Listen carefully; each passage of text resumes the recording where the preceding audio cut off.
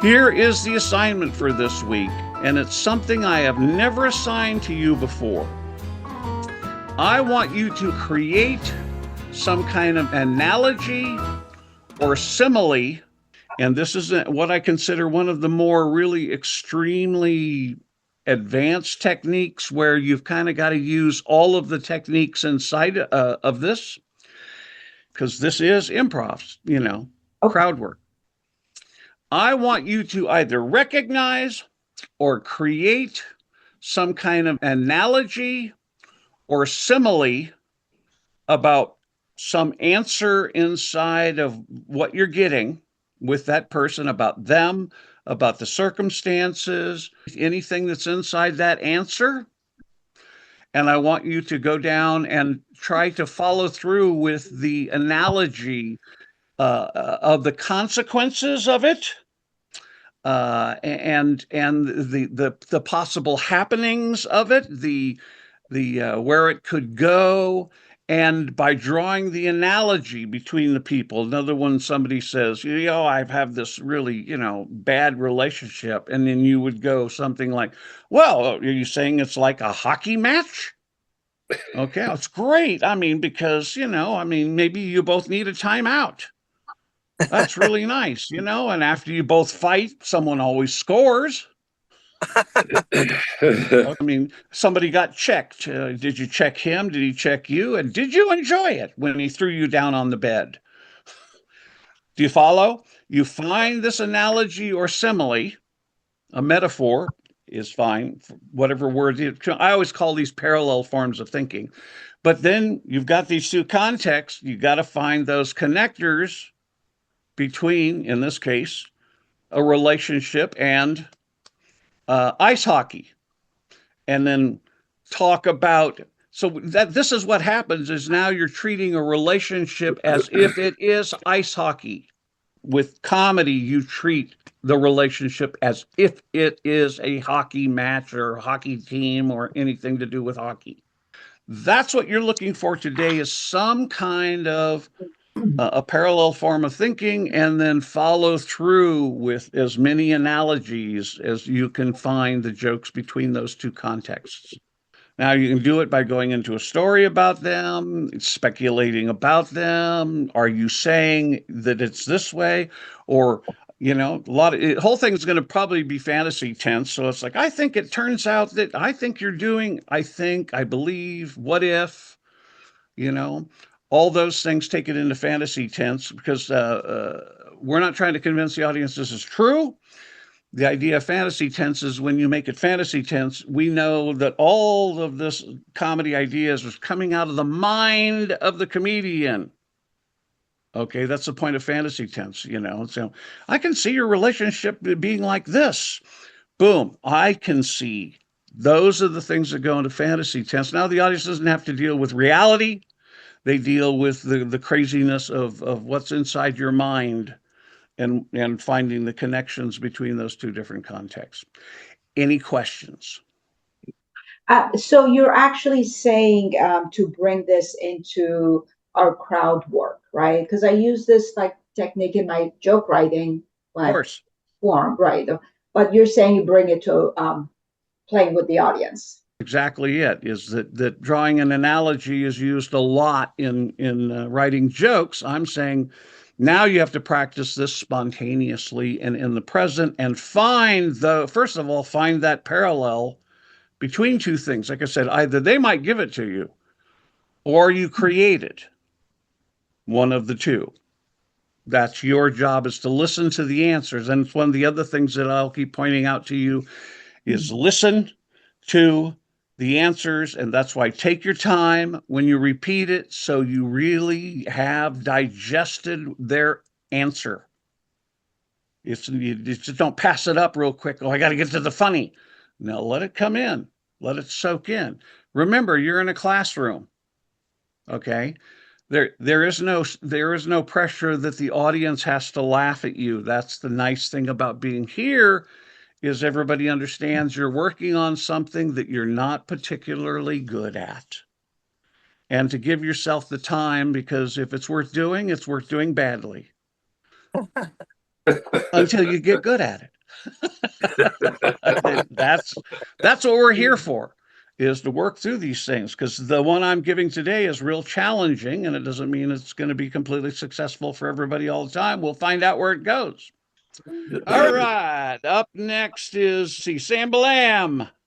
All right, let me actually record my audio. Yeah, it's tough to actually do this and eat at the same time. Who would have There thought? is time during the day to eat when you're not actually in a classroom. Yeah, but I wouldn't be able to piss you off. Well, I almost exited you from the room. I would have just, That would have been fun. it would be too much time for you to come back in. So I just let it go. All right. Buffy, what's your name? Ruby.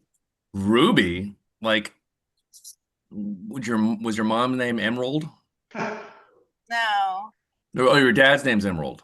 No. Was your last name Legacy? No. No. Can you say anything other than no? I can.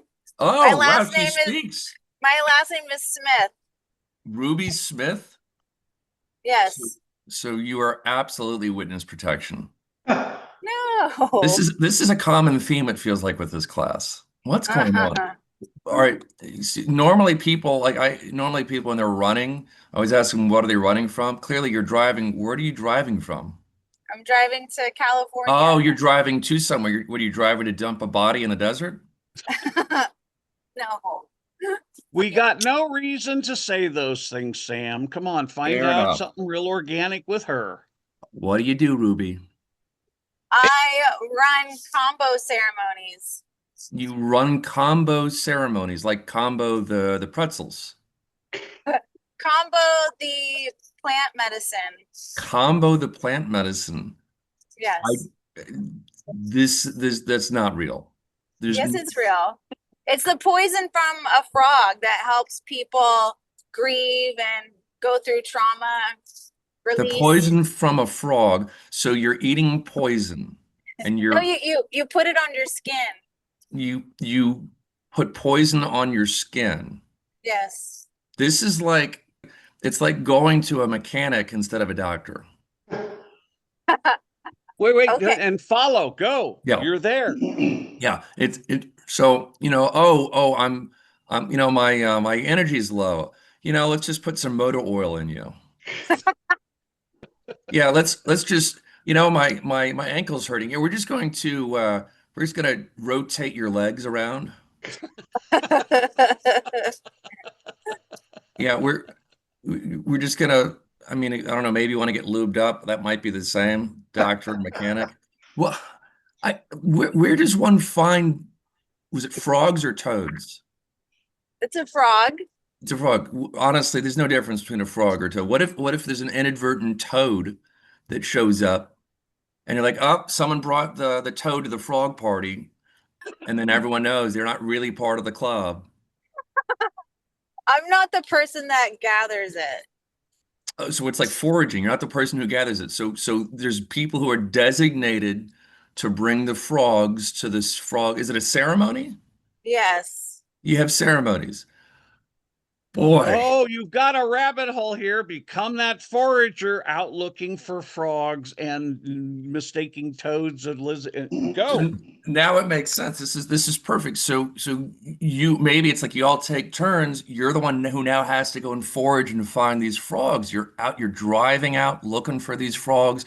You're gonna go, what is it, to there's no frogs in the desert. I'm the person that runs the ceremonies for the participants with the poison. I haven't gone to go get the poison. You run the ceremony. Do the frogs have names? How do we? No. They don't have names. You don't even care about the frogs at all. The frogs have souls. You're exploiting frogs. You are a frog trafficker. We're gonna report you to the Frog Protective Services. That's funny. Keep going. You've got a metaphor. This is like inappropriate. The things that you do to these frogs who don't even know where their children are. Aww. This is just unbelievable. That sounds evil. This is the origin story to Kermit. God, wait, dive into it. Stay in there. I'm there. Where am I? I'm being picked up by a forager. Jesus God. That is one. That weirdly enough, that frog, that Kermit frog that we just heard randomly, that sounds a lot like an aborted fetus. It's crazy.